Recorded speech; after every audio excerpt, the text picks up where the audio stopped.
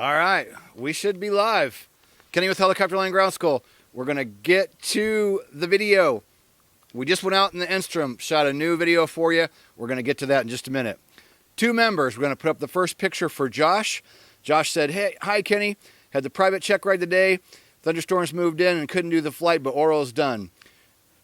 Went super well thanks to Hugs and the amazing CFI I have. Your check ride tips were huge. Example, I had to make sure I had current sectional and reference materials. The examiner made a point to thank me because she has had a lot of candidates come in with old materials.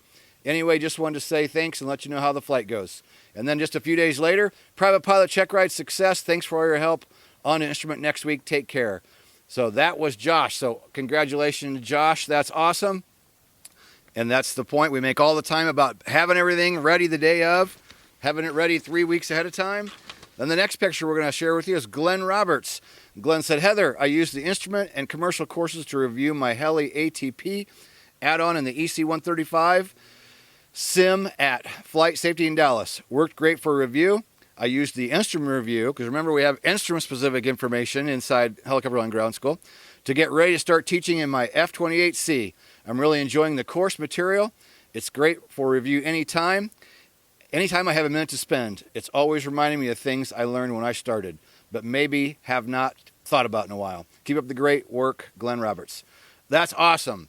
So what we're going to do is we're going to roll a video for you now. We just shot today. Heather jumped in with me. We went out and just ran through most of the basic private pilot maneuvers. So we're going to share you with that. As soon as I mention, we have a new course that's down below, Flight Review Rusty Pilot. That's what this video is about, helping people refresh their knowledge, getting ready for a flight review, or if they haven't flown in a while. And also today, went out and did a flight to just kind of help you refresh, if you haven't flown in a while, some of the basic things that you remember, because the basics is what's important. What we learned back day one private pilot are the things you should be carrying with you through your whole career.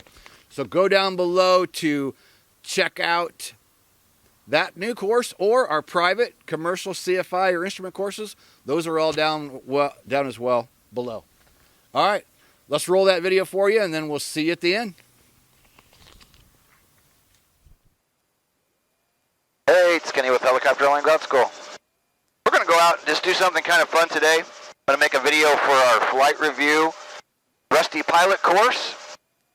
And I'm just going to go out and fly all the maneuvers. Basically go back and do everything that a private pilot does for a check ride.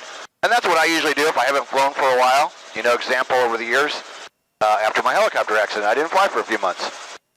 So, anytime I went through one of those stages where I didn't fly for a little while, either I've flown with a CFI, or if I want to just review myself, just go out and go through all the private pilot maneuvers, and just get yourself back up to speed. I've done a complete pre-flight, I've done a startup with the checklist, and all the things that you know you should do as a rated pilot. Again, this video is for rated pilots. And so we're just going to talk through this stuff. So, anytime that you haven't flown in a while, you know, everybody's case is going to be different. If it's been a real long time, you probably ought to go out with a CFI. If it's only been a short amount of time and you feel like you're safe to go up, you just need to brush up your skills before your flight review, then that's fine. It depends on you, the individual. You as pilot in command got to make that decision. Am I good to go out and refresh myself, or should I spend the time and the money to hire a CFI, whether you're a private owner, have somebody come in, or go to a flight school? Again, there's a number of different, ways you could be handling this, and everybody's at a different level, right? Okay, so I got everything warmed up. Like I said, I've done all the by-the-book stuff before we got ready to go. I'm by my hangar, so first thing I'm going to do is clear left and right. And pre-liftoff check. Warning caution lights are out. Gauge is in the green. All the switches look good. Everything's set where it's on. Mags on both. I got my radio frequencies tuned. Transponders on. We're all good to go. So the first thing you should remember, hopefully you were taught this, a good pickup should be a two-step process. So on this specific model of aircraft, I start at 2,500 and just start raising the collective. And I'm going to do that until I get the aircraft light on the skids, which is step number one. Get the aircraft light on the skids.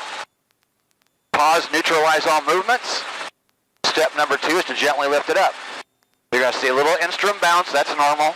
I'll check left and right again, make sure I'm clear. Okay, everything's where I like it. The nose is staying straight. Feels pretty good. Cyclic feels good. So So I'm just going to raise the collective as step number 2 and just raise it up. Get out away from my hangar, clear left and right again.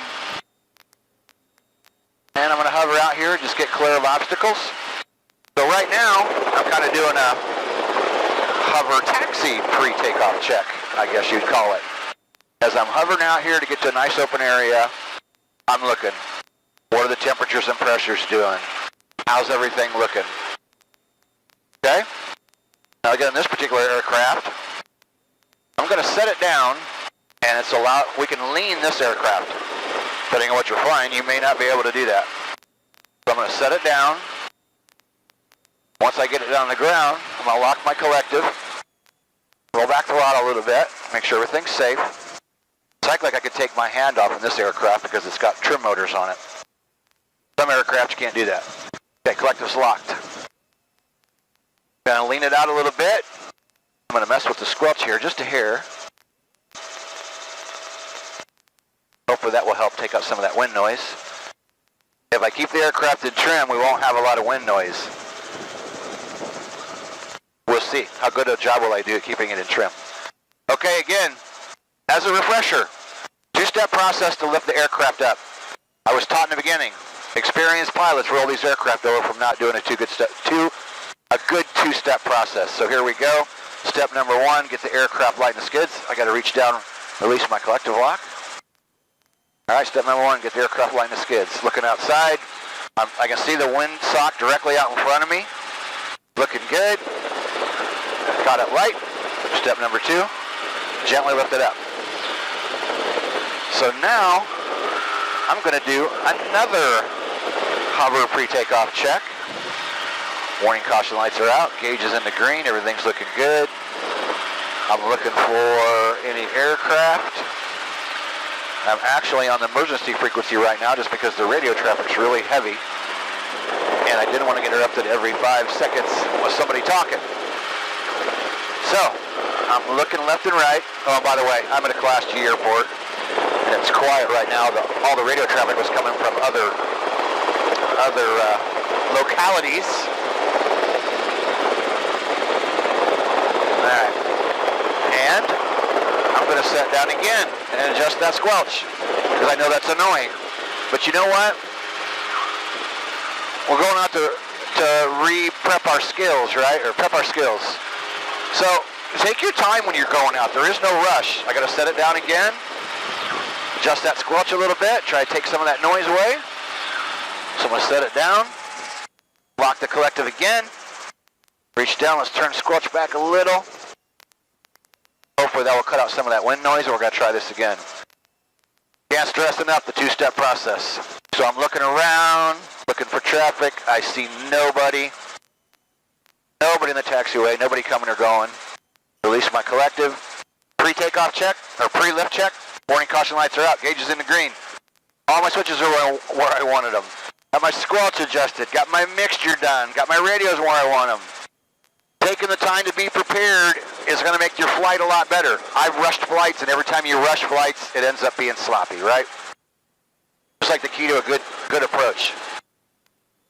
Key to a good approach is a good setup. Let's try this again. Now we're up to a hover. Warning caution lights are out. Gauge is in the green. And I'm going to just do kind of a modified in between normal and max takeoff so I can go around to the taxiway. So here we go. Again, warning caution light. All the gauges are looking good. Okay, so we're going to go around, and the first thing we're going to do is a normal approach. We just did a couple of normal pickups. And I always start everything out with a normal approach because I'm a firm believer that everything we do builds off that normal approach. You do the steep and shallow off of what you know for the normal. And another big one is, in my opinion, the key to a nice approach is a good setup. So we're going to go around, and I'm going to set us up for 300 AGL from a normal approach. I'm going to start my approach at 60. Get my approach angle, and then just start flying it down. And remember, the collective controls the angle, the cyclic controls the speed. So I'm going to be turning what we'll call a downwind right now, because I'm going to go around and use taxiway 27. Just because that's going to be the best into the wind. So, again, key to a nice normal approach is a good setup. So we're 800 feet here at Warsaw. So I want at least 500 AGL for my downwind. And when I'm going, during my base and final, during my base, basically the end of my downwind and my base, I'm going to start lowering that altitude because I want to be about 300 AGL. That's textbook for setting up your approach. And before I intercept that approach angle, I want to have everything nice and neat where I want it. Because if I take the time to set it up nice, it's going to be nice. If I do it sloppy, the approach is going to be sloppy. Actually, I got about 80 on my speed right now, about 1,200 feet. And I'm going to beam my spot. So I'm just going to start lowering collective just a little bit, adding a little bit of right pedal. Start bleeding off a little bit of my speed, little bit by little bit. And then I'm going to make a radio call. I like just making base and final in one call. Warsaw traffic, helicopter 26 Papa, right base, turning final, landing on the taxiway, parallel 27, Warsaw. Okay, so I got my radio call out of the way. Down to about 70 on my speed, losing a little bit of altitude, so Michigan City traffic, Skyhawk 2 Tango Alpha is 5 north, Michigan City, straight in. I want about 300 AGL, and I want it trim. I don't really want much of a rate of descent, so I've got my 1100. Starting my turn for final. There's my 1100, so I'm going to pull up a little collective because I don't want to sink any farther yet. About 65 on my airspeed. Lining up with my taxiway. And we got Heather running the camera. She's got the camera off the front. So that second taxiway is my landing spot. So I'm going to tell you when I intercept my angle for a normal, which is 10 degrees. There's my normal angle, so I'm going to start a little bit of aft cyclic, a little bit of right pedal. And I'm just going to work this angle all the way down. I'm not paying that much attention to the instruments. I'm just going to glance in and look at them, but I'm doing this by feel. It should look as though I'm always approaching that intersection at the same speed. And from where my eyes are going right through the center of the compass, right down to my spot. Now, depending on who you are and how tall you are and how long your back is, you know, your sight picture can vary differently for that 10 degrees. So I'm just using what's right for me. But still showing 40 on my airspeed, even though, you know, my ground speed's probably almost nothing. I'm about 200 feet per minute, so no problem. I can get slow now. I don't even have to worry about vortex ring state slowing more power. Hard for me to say vortex ring state, just by nature. I still want to stay slowing with power. And down to a hover. And I'm pretty happy with that for my first normal approach, just going out and freshening things up. Sometimes you'll be amazed at how quick everything comes back to you. So I'm going to clear the tail left, and I'm going to make a right-hand turn at a Class G airport. It's always nice to do a nice 360 turn, look for traffic on the taxiway, the runway, look on downwind, looking around the pattern, don't see anybody. All right, so I'm going to turn back around, and I'm going to do a hover pre-takeoff check, which all of you should be doing every single time you take off. So warning caution lights are out, gauge is in the green, everything's looking really good. So it's a hot day. We're 800 feet at Warsaw, but I checked the weather, and it's 2,500 feet density altitude. So we're operating as though we're at 2,500 feet. That's a hot day in the summer, 82 degrees. 2 of us on board, decent load of fuel, so I'm just going to start slow, build my speed. There comes ETL already because of the wind. Push through that ETL. Around 30, 35, I'm going to start my climb, which is where I'm at right now. On this particular aircraft, I can leave that collective right where it's at, and it will give me 60 and my 500 feet per minute climb. We're going to call that about 50 feet there, so I'm going to trim into the wind, which I basically already was. And now, refresher. Textbook is climb to 300 AGL before you start your turn. We're going to do right traffic because we're a helicopter. Airplanes most generally do left, we do right.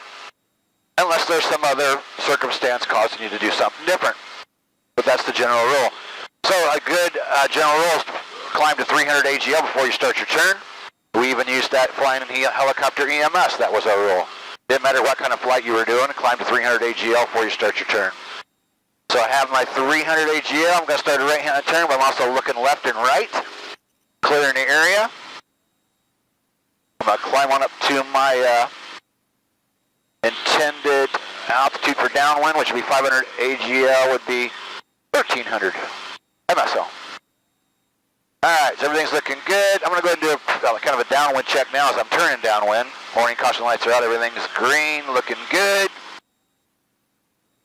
About 50 feet away from my target altitude. About 65 on my airspeed, all looking good. So I'm going to level out here for downwind. Make a radio call, get that out of the way.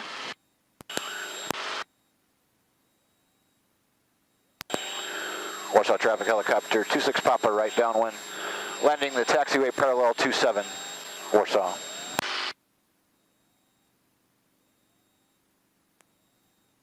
Okay, so this time I'm going to fly a steep approach. What I do for a steep, I set it up basically the same way that I set up the normal approach. If you do a good steep approach, good setup, like every other maneuver. I'm going to do the same thing again, get everything ready. I want about 60 when I start. I want 300 AGL, I want it in trim, no big high rate of descent or climb, either way. So I'm going to start descending. I'm lowering collective, I'm adding right pedal, I'm going aft cyclic. Going to look for that 300 AGL again. And for the steep, I'll just go a little bit farther before I start coming down, if that makes sense to you. A lot of people struggle with sight picture, and if you struggle with sight picture, it's very hard to make these approaches come out the way you like them, or the way you want them to. Okay, so I've got my 300 AGL, got 65 on the airspeed, I'm turning final, so I'm liking it. I got my trim, got a hair rate of descent, I'll pull up a little collective to get rid of that. But I got what I want. I got 60, I got 300 AGL, I'm in trim, and we're 0 rate of descent. But now I'm just going to hold this. And as soon as I intercept my angle that looks like a steep approach to me, 15 degrees, I'm going to start it down. And always remember, it's the same thing at the beginning. In a counterclockwise system, down collective, right pedal, aft cyclic. So I'm still waiting. There's my normal sight picture. I'm going to go a little farther,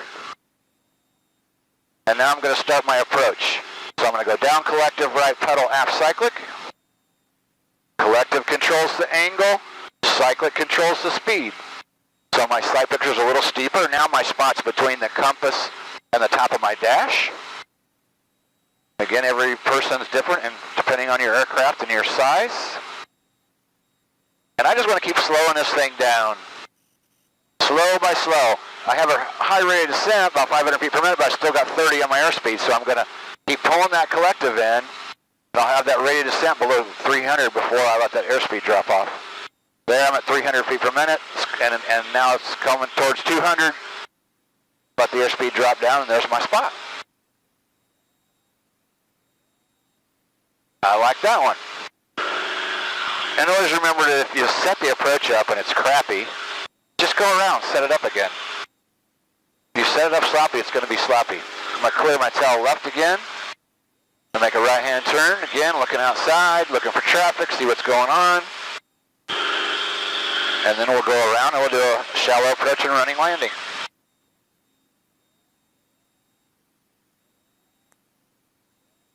Alright, so warning caution lights are out. Gauge is in the green. Everything's looking good. I'm going to do another normal takeoff, but I'm going to do this with even less power. I'm going to get closer to the ground and just pretend that I'm full of fuel and like I got no power to pull at all. So I'm not going to add any collective. I'm just going to keep it close to the ground, keep my nose on, or my feet on top of the pedals to keep the nose straight, and just keep it close to the ground. For ground effect, there comes ETL. Boom. There's my climb speed, 35, so I can start climbing up. And I can just hold that power setting, and that will give me 60 and 500. Because as we get more efficient with the rotor system, that same power will do more for you. Okay, So there's a couple of your basic private pilot maneuvers. Normal approach, deep approach. We'll go around to a shallow approach. Now, depending on how you were taught, you might do a very short running landing. You might skid a quarter of a mile down the taxiway or runway if that's the way you're taught. You know, if you would ever have to use this running landing in a real life situation where you had a loss of power or you lost a turbocharger, you're high altitude, whatever the case is, you're going to do whatever it takes to get the aircraft safely on the ground. Maybe just a short slide is going to be enough. Maybe you'll need that longer slide. So another one of those that's not absolute. It depends on what you're doing, where you're flying. Now, because this helicopter is a cream puff, belongs to my good friend, the doctor, I don't make great, big, long, sliding, running landings because it just grinds down those pads on the bottom of the skids. So there's just no reason for it from me at this point. But we're still going to talk you through the maneuver, and I'm still going to do a little bit of a ground slide. It's just not going to be crazy. So, how am I going to set this one up? Basically the same thing as what I've been doing for the setup. I'm just going to enter it a little sooner than I would for the normal, because I have everything set up before I intercept the angle. So I can use the same method, which I'm beam my spot now, so I'm going to go down collective. I'm going to go right pedal, and I'm going to go a little half cyclic. Start slowing down. And remember, you're always going to do those same three things in a counterclockwise system. Down collective, right pedal, half cyclic. Or 99% of the time anyway. There might be a reason at some point to do something different, but. Alright, so I'm going to set up for my base and final. I'm losing that altitude. Again, I want my 300 AGL. I want 60 on my airspeed. I want it in trim. And I want 0 ready descent. And is it going to be perfect every time you set it up? No. But I'm shooting for it to be perfect every setup. And at least have it close to where I want it. Alright, so we're coming around for final. Again, my setup's not going to be much different than the last two approaches I did. I have what I want. I got 300 AGL. I have 60 on the airspeed. Very small rate of descent, so I'm going to level it out, pull a hair collective so I have no more descent. And I've already intercepted my angle, about where my compass attaches with the windshield. So I'm going to go down collective, right pedal, half cyclic. And I'm just going to do whatever it takes to make it look like I'm approaching those numbers at the same speed. Some people try to fly by numbers all the way down, and to me it's a lot easier just to say, you know what, we're going to gradually slow this thing down the whole time we're coming in. So if you're starting at 60 and you're 0 by the time you're done, that means you're gradually slowing it down bit by bit all the way through the approach. Some people don't teach it that way. That's the way I was trained. That's the way I've done it. And it's worked out well for me. Alright, so my angle's still nice. I'm controlling the angle with the collective, controlling the speed with the cyclic. I'm using my pedals to keep it in trim. And I'm in no rush to get it on the ground, so my spot's coming up. I'm just going to let it keep creeping down. And you got to remember, once you touch, keep the nose straight by staying on top of the pedals. Let it come down real nice and easy. And just stay on top of your RPM. Depending on what you're flying, you might have it in a governor, you might be doing it manually like I'm doing it. Whatever the case. So here we go. My nose is straight. I'm just going to ease it on down to the ground, and we're going to slide just a little bit. So coming down, coming down, coming down, keeping my RPM up. There's ground contact. There's my slide. And I'm braking with the collective. And there is your shallow approach and running landing. And your little bit of instrument bounce. Heather's over there grinning over the bounce. All right. Remember, two-step pickup. Get light on the skids. Pause, neutralize. When everything is ready to go, you gently lift the aircraft up into the air. So we're going to lift up. We're going to do a hover pre-takeoff check. Citation November 4200 Kilo. And I'm going to do one more clearing turn. This time I'm going to do a left-hand turn, tail clear right. Checking the traffic pattern, see what's going on. I'll do another glance at my gauges when I get turned around here. And I can't stress enough, hover pre-takeoff check every single time. So let's do it again. Warning, caution lights are out, gauges in the green. My switches are on. I just back over. 2632, is that for 4200 Kilo? Mags are on both. Everything looks good. Just what I'm going to do. Thank you. Let's do a max takeoff. So everything's looking good. I'm going to start pulling the power. At my 40 knot attitude. Climbing up to just below the max setting. And I'm going to say I got an obstacle about 100 feet tall. I'm almost clear. Alright, I'm going to say I'm clear my obstacle. Now I'm going to get my airspeed moving before I reduce my power. That way I've cleared my obstacle, I've got airspeed, I got 60, minimum I want for an engine failure. Now when I change the power, I'm going to lower. And 4200 kilo, can you confirm it's 2632? I'll lower the power. Now if I had an engine failure, I could deal with it because I got 75 mile an hour. I got a couple hundred feet of altitude. I could deal with this if the engine quit. Alright, so there was normal, shallow, steep, running landing. Hopefully I'm helping you refresh some of the memory on some of these things. So let's go around and do a straight in auto rotation because that's what everybody wants to talk about, right? It's the fun part. We love it. We like doing them. So for a straight in auto, I'm going to tell you the same thing I've been telling you for every other maneuver. Good setup is key. If you set it up nice, it's going to be nice. If you set it up sloppy, it's going to be sloppy. And the argument is every time, and we'll see if we get it on this video, well, but a good setup's not realistic because an engine failure in real life's you're not going to be set up. Well, yeah, you're right. And that's why you should go practice engine failures. Okay, we got him on 2632. Thank you so much. That's why you should go practice engine failures in more of a real-world environment. But when you're going for check rides, or in this case, going for maybe a flight review, you need to fly to a standard. So the way to pull off a maneuver and do well at it, you want to have a good setup. So for all of you that want to argue, well, man, that's not realistic. Well, you know what? You can go jump in the lake and cool yourself off because you got to train to a standard. Okay, so we're going to come around. I'm going to keep about 70, 75 on my airspeed.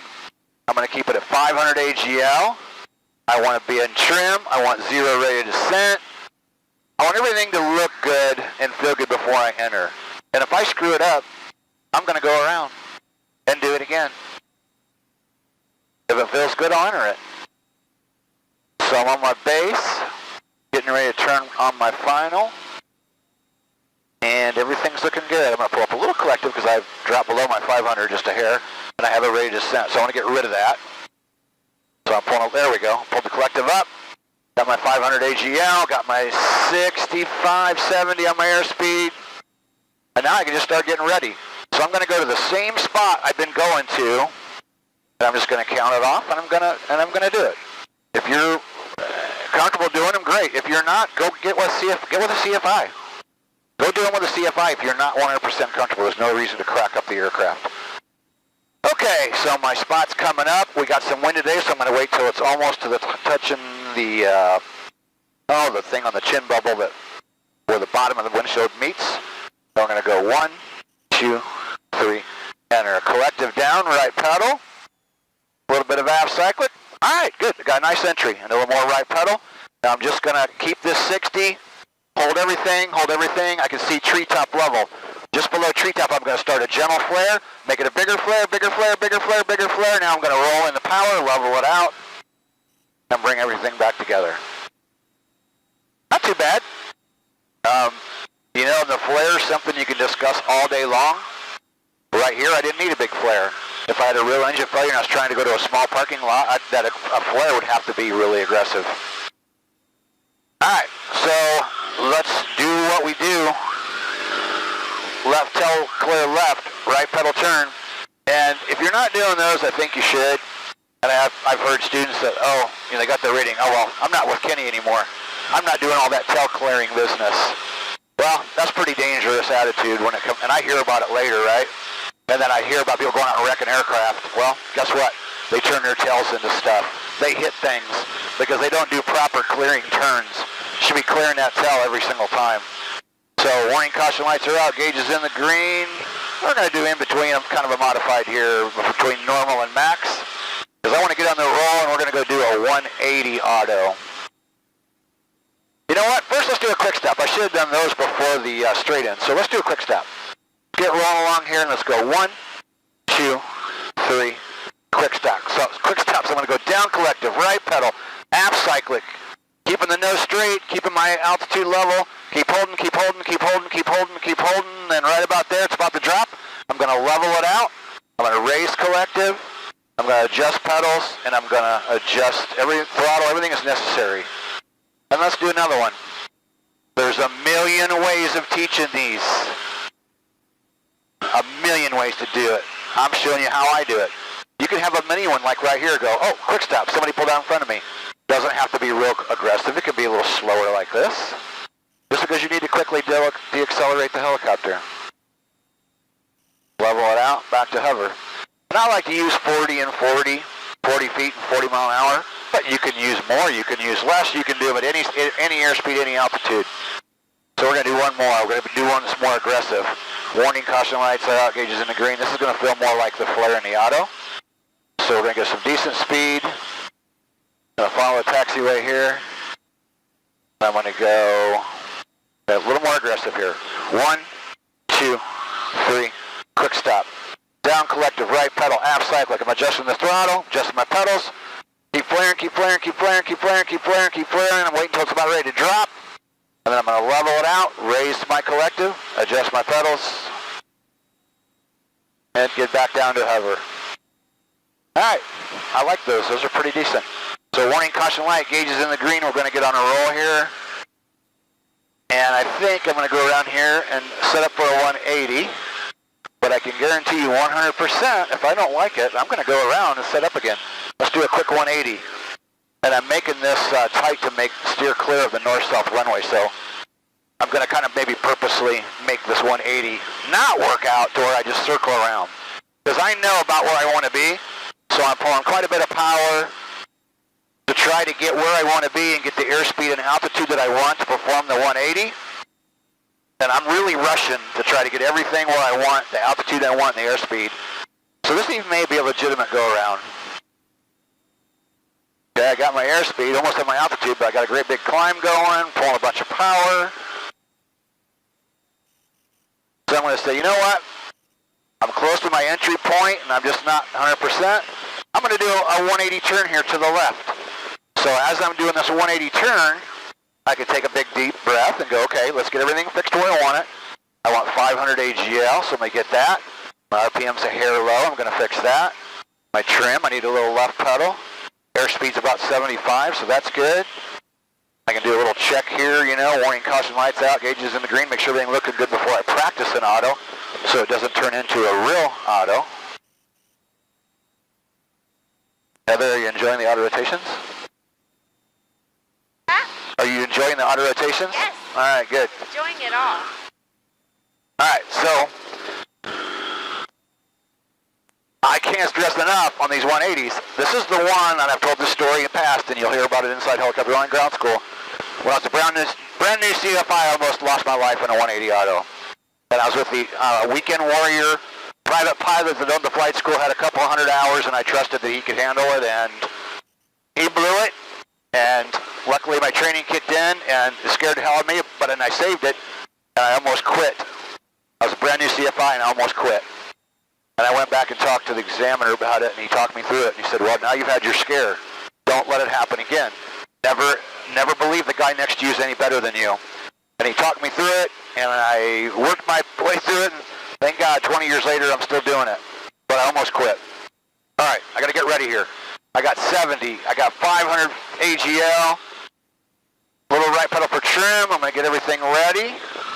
And it's looking good. And now I got time to breathe and relax.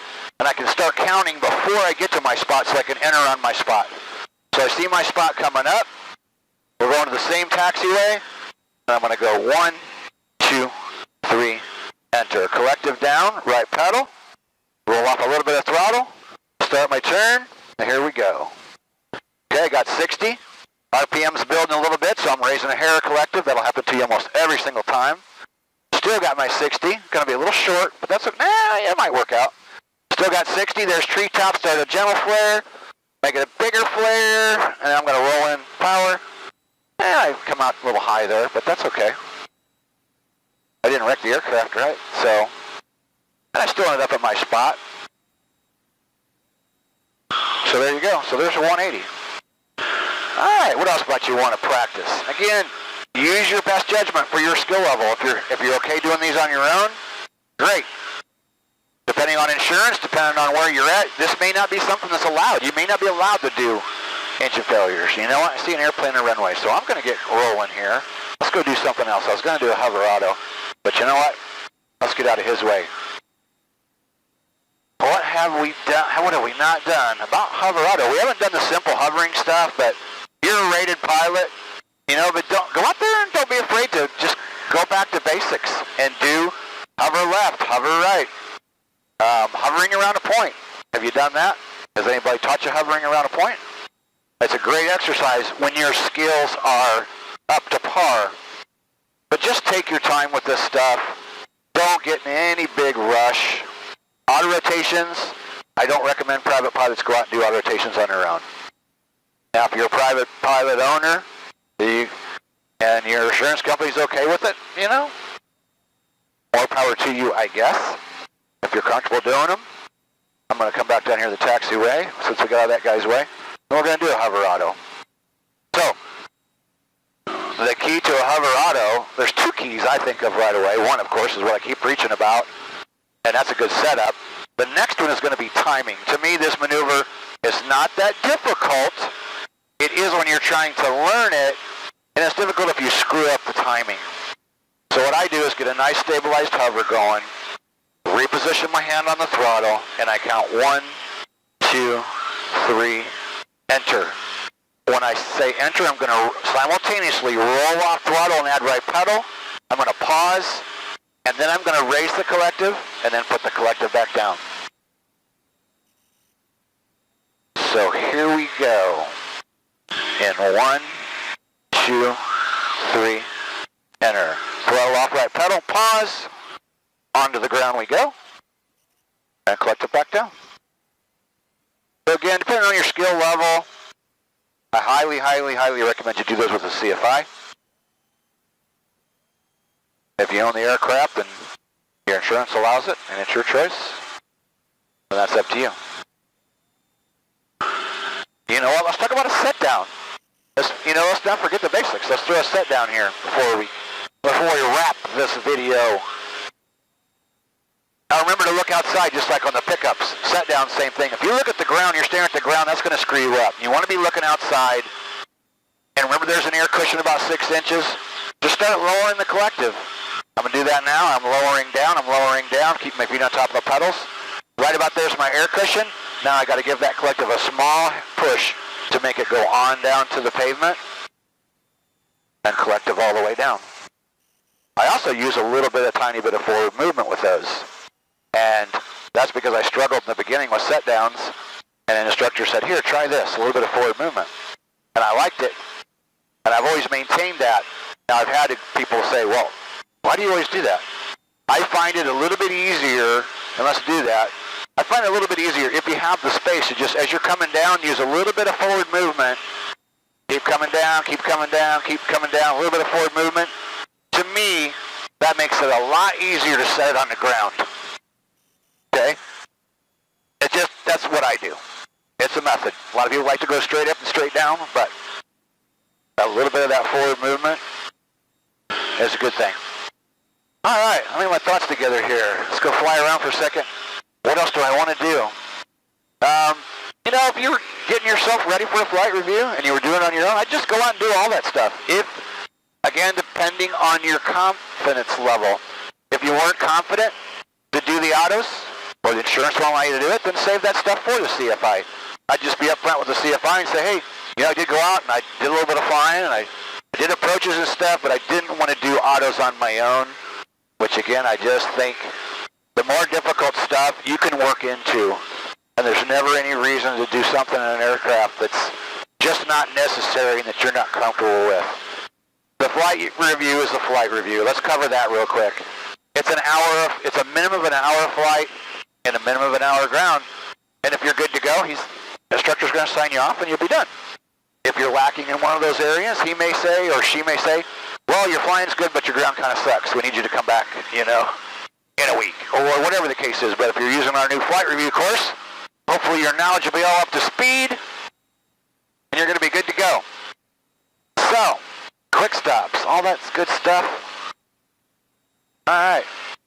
Well, I think we're going to do one more 180 auto. Then we're going to go in and wrap this dude up because I want to try to roll this live today. So one more time, and let's see if I can nail this auto a little bit better. I wasn't late entering. I entered when I wanted to, but I was lazy starting the turn.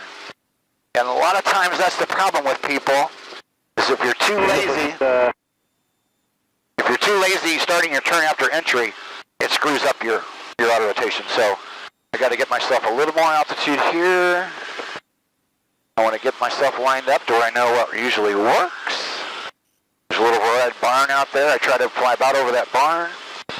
So I got my altitude, got my airspeed, got me in trim.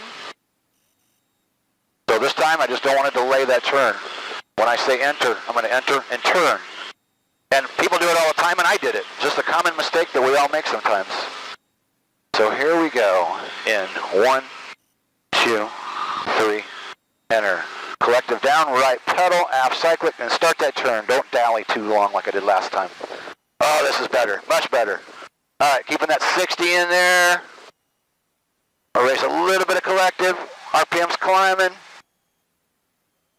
I'm gonna start a flare. I kind of screwed this one up. I'm gonna pull in the power and fly away. Kind of a halfway go around.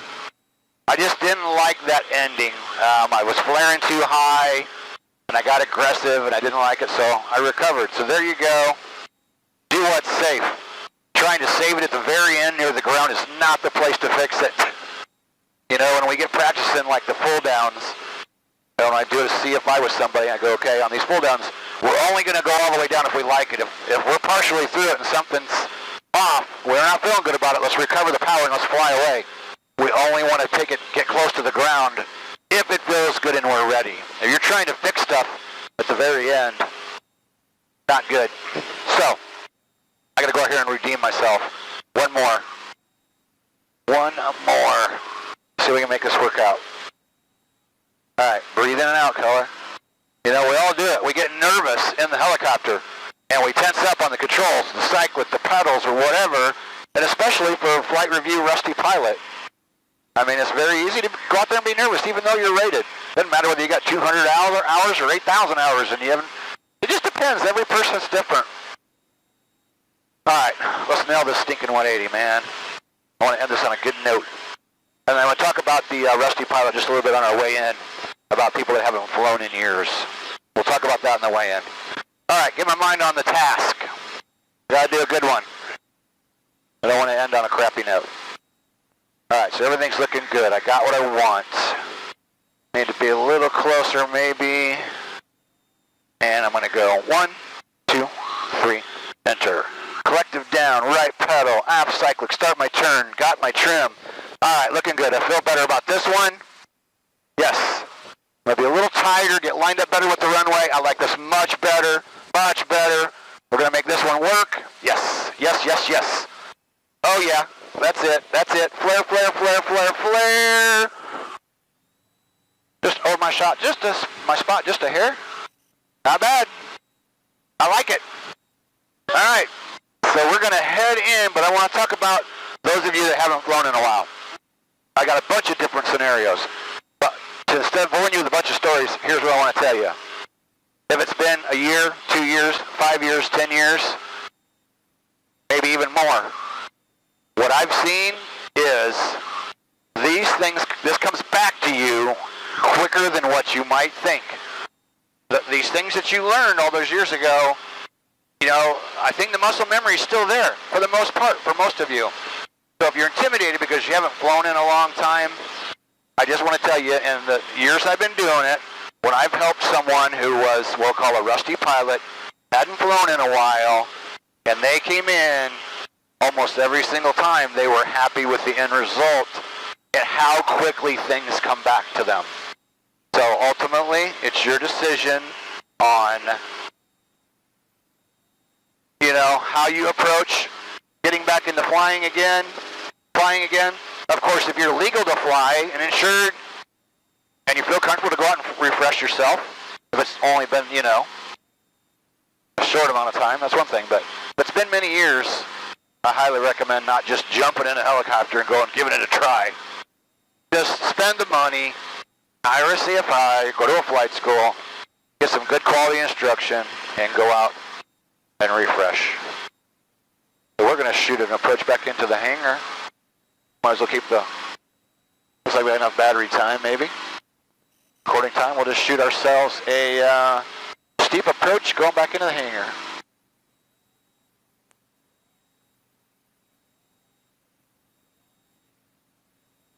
So, with these steep approaches, if it gets too steep, fly away. I gotta start slowing this thing down out here. And I'm okay with having a high rate of descent farther out. When I get near the ground, I don't want that high rate of descent. So I'm bleeding off I'm getting rid of the altitude now while my airspeed's still at 35. As I get closer, then I can start bringing that collective in before I let the airspeed drop off. So I'm pulling the collective. I'm almost about 300 feet per minute. That's got a 9-second lag. I'm pulling a little more. Now I'm below 300. I'm about 200. So now I can let that airspeed drop off. No big deal, and I don't have to worry about it. So just be so very careful on these steep approaches, off-airport landings. Vortex ring state sliding with power will bite you in the ass. Too fast, high rate of descent, it'll get you. All right, hope you enjoyed that. Hope that helped. We'll see you in the next video.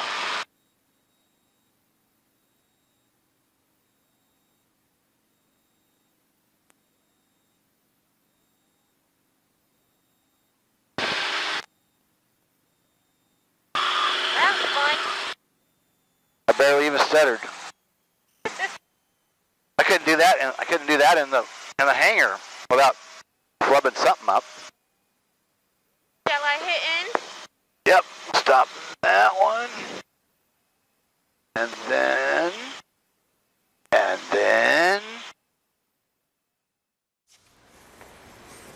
And we're back.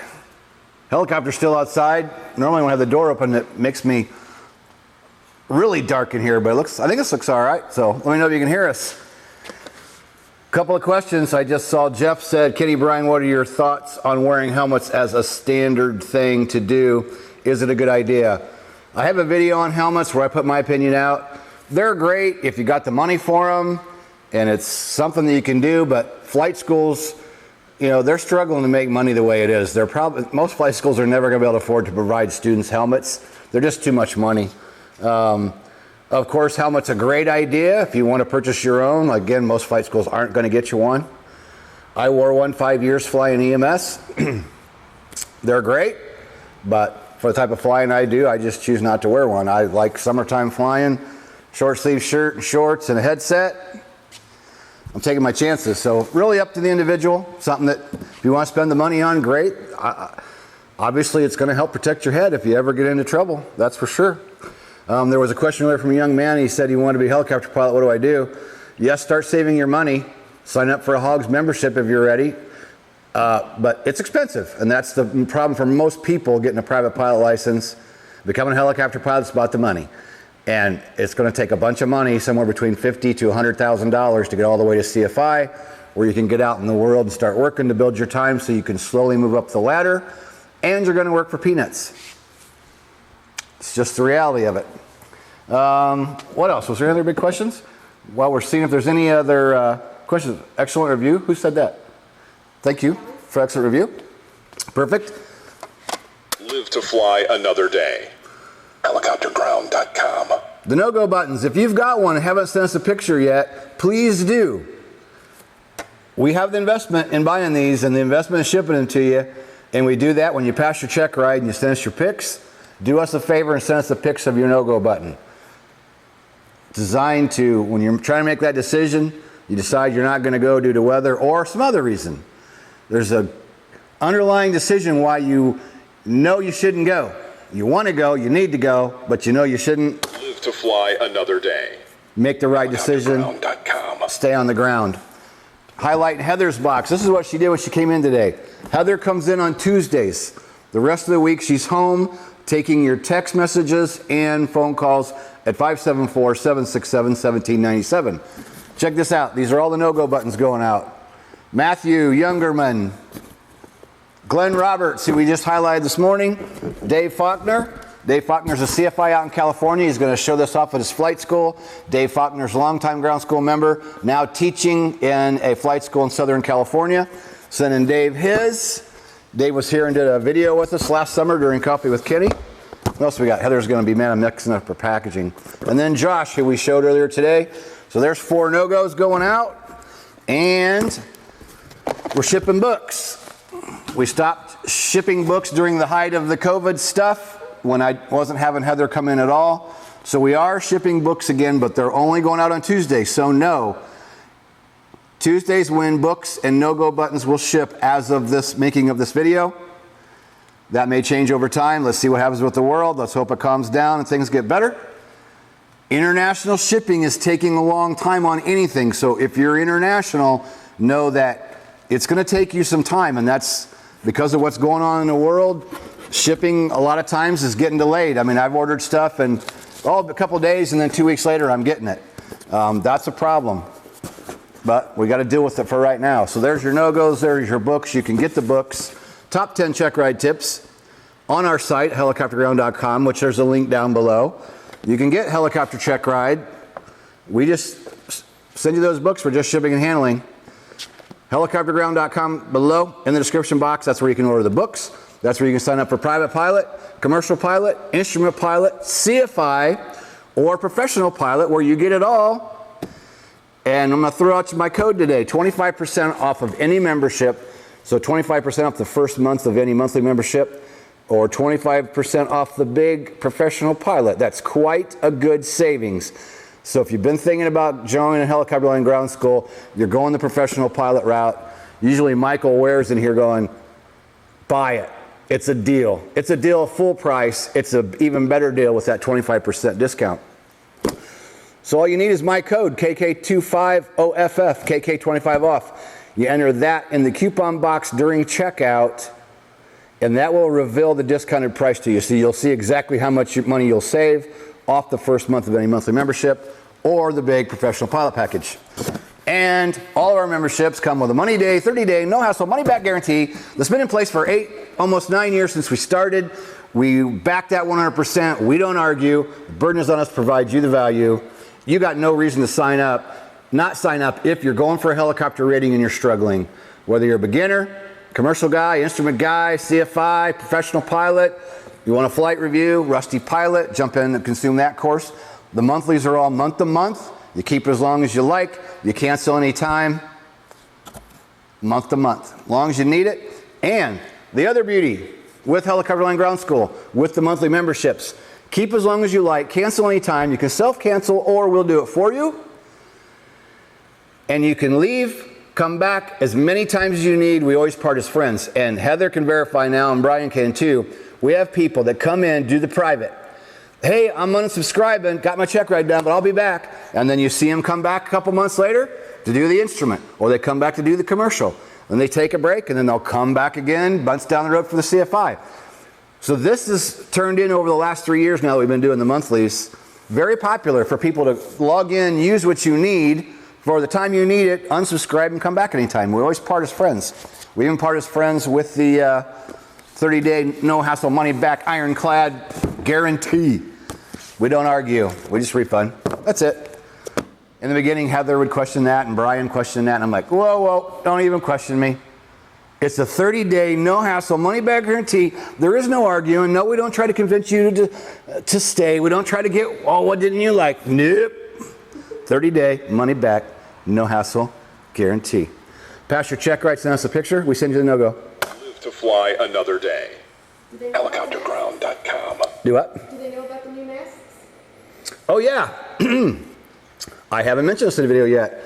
I did add cloth masks to our gear, our hog swag. And on YouTube, they should be highlighted down below this video. You should see them. If you don't see them here on YouTube, for whatever reason, you can go to hogshoodies.com. And we know that a lot of places around the country, around the world, are requiring masks. I'm not promoting masks. I'm not telling you you should wear a mask. That's your own choice. But if you're going to a flight school and you want something better than the average just cloth mask, we got the black mask with the Hogs logo on the front.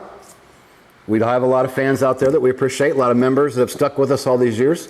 And I'm sure there's a few of the youths that will want to grab one of those masks and put that thing over your ears and show up at your flight school if required.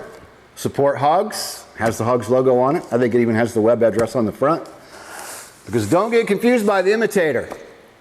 We are helicopterground.com. We got some yo-yos out there riding on our coattail that's using as close as they can get to our web links and our name. But make no mistake, there is one helicopter online ground school, LLC. That's us. And we are at helicopterground.com. Do us a favor, subscribe to the channel. Click the bell so you're notified of our video. Thanks, everybody. Do I need to answer anything else we got here? You can give a shout out to Brandon here. Brandon Lope Silvero. Hopefully I said that right. Just passed my SIFT for the Army, starting the journey to be a pilot. Awesome. Good job. Stay after it. You'll get there. Yep. Thank you for your service. Got my private on a used 300, got 50 hours in for 21K. Any suggestions for my commercial since my school doesn't offer it, only private? So you're looking for a school? We have recommended schools. As a member of Helicopter Land Ground School, we have a community in the app. And Heather created in the community a place where members are recommending their flight schools, if that's what you're asking. We just had a member ask, hey, where's that list of recommended flight schools? You need the app, the Helicopter Land Ground School app. When you sign up for Hogs, when you go in, look at the top of the page and there's a place to download our app. That's where the community is, and that's where the list of flight schools is. Flight schools is. But if you're going to Canada... Yeah, how to figure out how to do this stuff inexpensively and doing it the best way is always a challenge. You got to be inventive, figure out ways to get time that doesn't cost you $300, $400, $500, $600, $700, $800 an hour. Awesome. All right. It's probably been an hour. Let's get off here. Make sure you give us a like, subscribe to the channel, click the bell when you do. Go down below, helicopterground.com for all of our courses and our books. Get your check ride done. Send us a pic. Live to fly another day. Helicopterground.com. We'll send you no-go. All right. Let's wrap it up.